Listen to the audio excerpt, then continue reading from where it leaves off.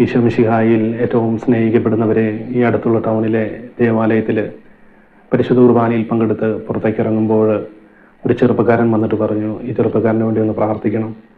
വല്ലാത്തൊരു നിരാശയിലൂടെയാണ് കടന്നുപോയിക്കൊണ്ടിരിക്കുന്നത്. ആത്മഹത്യ ചെയ്താലോ എന്നൊക്കെ ഇങ്ങനെ ചിന്തിക്കുകയാണ് എന്നിങ്ങനെ പറഞ്ഞു. അപ്പോൾ ഞാൻ ഈ ചെറുപ്പക്കാരനോട് പറഞ്ഞു, നമുക്ക് പ്രാർത്ഥിക്കാം, ഈശോ അനുഗ്രഹിക്കുമെന്നിങ്ങനെ പറഞ്ഞു.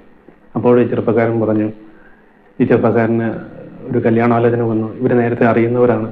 അങ്ങനെ വീട്ടിൽ അത് ഉറപ്പിക്കുകയൊക്കെ ചെയ്തു. അപ്പോൾ ഇവർ തമ്മിൽ എല്ലാ ദിവസവും വിളിക്കുകയും ചാറ്റ് ചെയ്യുകയും ഒക്കെ ചെയ്ത് ഇങ്ങനെ മുൻപോട്ട് പോയിക്കൊണ്ടിരിക്കുകയാണ്. അപ്പോൾ ഈ പെൺകുട്ടി 10 മണിക്ക് ശേഷം ഫോൺ എപ്പോഴും സ്വിച്ച് ഓഫ് ആണ്. ഇപ്പോൾ പലതവണ ചോദിക്കുമ്പോഴും ഈ പെൺകുട്ടി പറഞ്ഞു, ഞാൻ 10 മണിക്ക് ശേഷം ഫോൺ ഉപയോഗിക്കാറില്ല എന്നിങ്ങനെ പറയും. അങ്ങനെ പലതവണയായപ്പോൾ ഈ ചെറുപ്പക്കാരനെ ഈ പെൺകുട്ടിയുടെ അനിയനെ വിളിച്ചിട്ട് ചോദിച്ചു, ഫോൺ വിളിച്ചിട്ട് കിട്ടുന്നില്ല, വേറെ ഏതെങ്കിലും നമ്പർ വല്ലതും ഉണ്ടോ എന്ന് ചോദിച്ചു. അപ്പോൾ ഈ പെൺകുട്ടിയുടെ അനിയൻ പറഞ്ഞു, ചേച്ചിക്ക് ഒരു നമ്പർ മാത്രമല്ല, 4 നമ്പരും കൂടെ ഉണ്ട് എന്ന് പറഞ്ഞ് 4 നമ്പരും കൂടി ഈ ചെറുപ്പക്കാരന് പറഞ്ഞു കൊടുത്തു. അപ്പോൾ ഈ 4 നമ്പർ മാറി മാറി വിളിച്ചപ്പോൾ ഒരു നമ്പർ കോൾ വെയിറ്റിംഗ് ആണ്.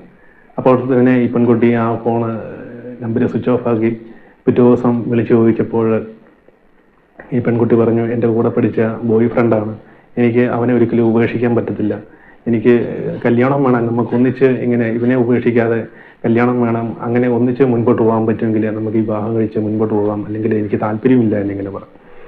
അപ്പോൾ ഈ ചെറുപ്പക്കാരനാകെ വല്ലാത്തൊരു നിരാശയായി, ആത്മഹത്യ ചെയ്താലോ എന്നൊക്കെ ഇങ്ങനെ ചിന്തിക്കുവാൻ തുടങ്ങി. അപ്പോൾ ഞാൻ ഈ ചെറുപ്പക്കാരനോട് പറഞ്ഞു, ഞാനിത് എക്സ്പീരിയൻസിലൂടെ കടന്നു പോയിട്ടുള്ള ഒരാളാണ്, അതുകൊണ്ട് ആത്മഹത്യ അങ്ങനെ ഒന്നും ചിന്തിക്കേണ്ട, ഈശോ കരുണ കാണിക്കും. സെന്റ് അഗസ്റ്റിന്റെ ജീവിതത്തിൽ സെന്റ് അഗസ്റ്റിൻ പാപത്തിന്റെ വഴിയിലൂടെയൊക്കെ കടന്നുപോയി അതിനുശേഷം വൈദികനായി കുമ്പസാരക്കൂട്ടിലിരിക്കുമ്പോൾ സെന്റ് അഗസ്റ്റിനോട് നിന്ന് ഒരു ചെറുപ്പക്കാരൻ പറയുന്നുണ്ട്, എനിക്ക് ചെറിയൊരു തെറ്റുപറ്റി എന്ന് പറഞ്ഞപ്പോൾ ഈ സെന്റ് അഗസ്റ്റിൻ ഈ ചെറുപ്പക്കാരനോട് പറയുന്നുണ്ട്, ഞാൻ ജീവിച്ചിരിക്കുന്ന കാലത്ത് സകല പാപത്തിന്റെ അവസ്ഥകളിലൂടെയും വിചാരത്തിന്റെ അവസ്ഥകളിലൂടെ ഒക്കെ കടന്നുപോയിട്ടും ഈശോ എന്നോട് കരുണ കാണിച്ച് എന്നെ ഈ കുമ്പസാരക്കൂട്ടിൽ ഇരുത്തിയെങ്കിൽ നീ ഒരു ചെറിയ പാപം ചെയ്തല്ല, നിന്നോടും ഈശോ കരുണ കാണിക്കും എന്ന് സെന്റ് അഗസ്റ്റിൻ പറഞ്ഞതുപോലെ ഞാൻ ഈ ചെറുപ്പക്കാരനോട് പറഞ്ഞു, എൻ്റെ ജീവിതത്തിൽ ഇതുപോലെ അവസ്ഥയിലൂടെ കടന്നു പോയിട്ട് ഈശോ എന്നെ കൈപിടിച്ച് വീണ്ടും എന്നെ ഉയർത്തി. അതുകൊണ്ട് ചെറുപ്പക്കാരൻ്റെ സഹോദരനോട് പറഞ്ഞു, നിങ്ങൾ ഒരിക്കലും ഇതിനോർത്ത് വിഷമിക്കുകയൊന്നും വേണ്ട, നമുക്ക് പ്രാർത്ഥിക്കാമെന്ന് പറഞ്ഞ് പരിശുദ്ധാത്മാവിൻ്റെ അഭിഷേകത്തിന് വേണ്ടി ഈ ചെറുപ്പക്കാരന് വേണ്ടി പ്രാർത്ഥിച്ചു. ഈ ചെറുപ്പക്കാരൻ്റെ ഉള്ളിലുള്ള വിഷമങ്ങളും വേദനകളും എല്ലാം മാറി സന്തോഷത്തോടു കൂടി ഈ ചെറുപ്പക്കാരൻ തിരിച്ചുപോയി. പ്രിയപ്പെട്ടവരെ, ഞാനത് പറയുമ്പോൾ പെൺകുട്ടികളെ മാത്രമല്ല ഇങ്ങനെ കുറ്റപ്പെടുത്തുന്നത്, ആൺകുട്ടികളുമുണ്ട്. ഒരു 19 വയസ്സുള്ള ഒരു ചെറുപ്പക്കാരനെ കണ്ടുമുട്ടിയപ്പോൾ ഇവന് 2 ഫോണാണ് ഉപയോഗിക്കുന്നത്. ഒരു ഫോണിൽ 2 സിം, ഒരു ഫോണിൽ 1 സിം.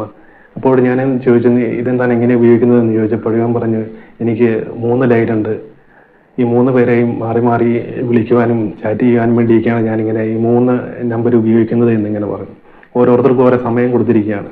ഒരാൾക്ക് 6 തൊട്ട് 8 വരെ, ഒരാൾക്ക് 8 തൊട്ട് 10 വരെ, ബാക്കി ഒരാൾക്ക് 10 തൊട്ട് 12 വരെ, ഇങ്ങനെ 3 പേർക്ക് ഇങ്ങനെ സമയം വീതിച്ചു കൊടുത്തിരിക്കുകയാണ്. പ്രണയിക്കുന്നവരും പ്രേമിക്കുന്നവരെയൊക്കെ ഇതൊന്ന് ചിന്തിക്കുന്നത് നല്ലതായിരിക്കും.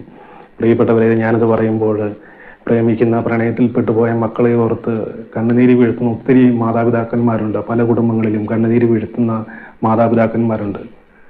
പ്രിയപ്പെട്ടവരെ, പ്രേമം എന്ന് പറയുന്നത് പിശാച് പാപത്തിലേക്ക് നയിക്കുവാൻ വേണ്ടി, ഈശോയിൽ നിന്ന് അകറ്റുവാൻ വേണ്ടി 10 കൽപ്പനകളും ലംഘിക്കുവാൻ വേണ്ടി ഉപയോഗിക്കുന്ന ഒരു അവസ്ഥയാണ് ഈ പ്രണയം എന്ന് പറയുന്നത്. ഈ 10 കൽപ്പനകൾ എടുത്തൊന്ന് ധ്യാനിച്ചു കഴിഞ്ഞാൽ നമുക്ക് മനസ്സിലാവും. 1-ാമത്തെ കൽപ്പന, നിന്റെ ദൈവമായ കർത്താവ് ഞാനാകുന്നു, ഞാനല്ലാതെ മറ്റൊരു ദൈവം നിനക്കുണ്ടാകരുത്. നമ്മളൊരു പ്രേമമോ ഒക്കെ കടന്നു വന്നു കഴിഞ്ഞാൽ ദൈവത്തെ കഴിഞ്ഞും ഉപരി പ്രണയിക്കുന്നയാളെ, പ്രേമിക്കുന്നയാൾക്ക് നമ്മൾ പ്രാധാന്യം കൊടുക്കും നമ്മുടെ ജീവിതത്തിൽ. 2-ാമത്തെ കൽപ്പന, ദൈവത്തിന്റെ തിരുനാമം വൃഥാ ഉപയോഗിക്കരുത്. നമ്മളെത്തിങ്ങനെ ഉത്തരവാക്കുകയും ഞാൻ സത്യമൊക്കെ ചെയ്യും, ഇങ്ങനെ ഞാൻ നിന്നെ മാത്രമേ കിട്ടുള്ളൂ അങ്ങനെയൊക്കെയാണെന്ന് പറഞ്ഞിട്ട് 2-ാമത്തെ കൽപ്പന, കർത്താവിൻ്റെ നാമം, ദൈവത്തിന്റെ തിരുനാമം വൃഥാ ഉപയോഗിക്കരുത്. ഇത് നമ്മളിങ്ങനെ ലംഘിക്കുന്നു. 3-ാമത്തെ കൽപ്പന, കർത്താവിൻ്റെ ദിവസം പരിശുദ്ധമായി ആചരിക്കണം. കർത്താവിൻ്റെ ദിവസം പരിശുദ്ധമായി ആചരിക്കേണ്ട ദിവസം ഞായറാഴ്ചകളിലേക്കാണ് ഇങ്ങനെ കറങ്ങാൻ വേണ്ടിയൊക്കെ പോകുന്നത്. അങ്ങനെ 3-ാമത്തെ കൽപ്പനയും ലംഘിക്കുന്നു. 4-ാമത്തെ കൽപ്പന, മാതാപിതാക്കന്മാരെ ബഹുമാനിക്കണം. പല പ്രണയങ്ങളും പ്രേമങ്ങളും വരുമ്പോൾ മാതാപിതാക്കന്മാരെ ബഹുമാനിക്കാതെ, അല്ലെങ്കിൽ മാതാപിതാക്കന്മാർക്ക് പ്രാധാന്യം കൊടുക്കാതെ മാതാപിതാക്കന്മാരുടെ കണ്ണുനീര് വീഴുന്നുണ്ട്. 5-ാമത്തെ കൽപ്പന, കൊല്ലരുത്. ഇപ്പം പ്രണയത്തിന്റെ പേരിലൊക്കെ പല സ്ഥലങ്ങളിലും നമുക്കറിയാം കൊലപാതകങ്ങളും ഒക്കെ നടക്കുന്നുണ്ട്. 6-ാമത്തെ കൽപ്പന, വ്യഭിചാരം ചെയ്യരുത്. അത് പ്രണയിക്കുന്നവർക്കും പ്രേമിക്കുന്നവർക്കും ഒക്കെ അറിയാം ഈ 6-ാമത്തെ കൽപ്പന ലംഘിക്കുന്നുണ്ടോ ഇല്ലയോ എന്നൊക്കെ. 7-ാമത്തെ കൽപ്പന മോഷ്ടിക്കരുത്. കർത്താവ് മറ്റൊരാൾക്ക് വേണ്ടി വെച്ചിരിക്കുന്ന അല്ലെങ്കിൽ പെണ്ണിനെ ചെറുക്കനെ നമ്മൾ മോഷ്ടിക്കുകയാണ് ചെയ്യുന്നത്. 8-ാമത്തെ കൽപ്പന കള്ളസാക്ഷ്യം പറയരുത്. നമ്മൾ തൊടുന്നതിനും പിടിക്കുന്നതിനും എല്ലാം നുണ പറയും. കള്ളസാക്ഷിയൊക്കെ ഇങ്ങനെ പറയാറുണ്ട്.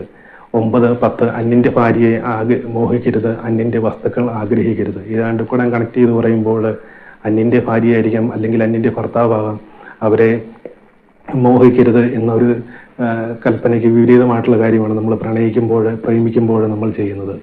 പ്രിയപ്പെട്ടവരെ, പ്രണയത്തിലൂടെ അല്ലെങ്കിൽ പ്രേമത്തിലൂടെ കടന്നു പോകുന്ന യുവതി-യുവാക്കന്മാർ ആരെങ്കിലും ഉണ്ടെങ്കിൽ ഈ 10 കൽപ്പനകളൊക്കെ ധ്യാനിച്ച് നല്ലൊരു വിശുദ്ധ കുമ്പസാരം നടത്തി ഈശോയോട് തെറ്റുപറ്റി എന്ന് പറഞ്ഞ് പരിശുദ്ധ കുർബാനയിൽ ഈശോയെ സ്വീകരിച്ച് ഈശോയുടെ പ്രിയപ്പെട്ട മകനും മകളുമായിട്ട് മാറി, മാതാപിതാക്കന്മാരുടെ പ്രിയപ്പെട്ട മകനും മകളുമൊക്കെ മാറി ഈശോയ്ക്ക് പ്രീതികരമായ വിധത്തിൽ ജീവിച്ച് ഈ പന്തക്കുസ്തായ്ക്ക് വേണ്ടിയൊക്കെ നമ്മൾ ഒരുങ്ങുമ്പോൾ നമ്മുടെ ഉള്ളിൽ വസിക്കുന്ന മാമോദീസായിലൂടെ നമ്മുടെ ഉള്ളിലേക്ക് കടന്നു വന്ന ദൈവത്തിൻ്റെ പരിശുദ്ധാത്മാവിൻ്റെ സ്വരം കേട്ട് പരിശുദ്ധാത്മാവ് പറയുന്നതനുസരിച്ച് പരിശുദ്ധാത്മാവ് പറയുന്ന വഴിയിലൂടെ സഞ്ചരിച്ച് ഈശോയ്ക്ക് പ്രീതികരമായ വിധത്തിൽ ജീവിക്കുന്ന മകനും മകളുമായിട്ട് മാറുവാൻ നിങ്ങളെ ഓരോരുത്തരെയും നിത്യസഹായകനായ പരിശുദ്ധാത്മാവ് സഹായിക്കട്ടെ എന്ന് പ്രാർത്ഥിക്കുന്നു. പരിശുദ്ധ അമ്മ മാതാവിൻ്റെ വിമല ഹൃദയത്തിലേക്ക് ഓരോ യുവതി-യുവാക്കന്മാരെയും കുഞ്ഞുമക്കളെയും മാതാപിതാക്കന്മാരെയും ഒക്കെ പ്രതിഷ്ഠിച്ചുകൊണ്ട് പ്രാർത്ഥിക്കുന്നു. എല്ലാ കുടുംബങ്ങൾക്കും വിശുദ്ധ മിഖായേൽ ദൂതൻ്റെ സംരക്ഷണവും സാന്നിധ്യവും എപ്പോഴും കൂടെ ഉണ്ടായിരിക്കട്ടെ. ആവേ മരിയ, പ്രൈസ് ദി ലോർഡ്, ഹല്ലേലൂയ.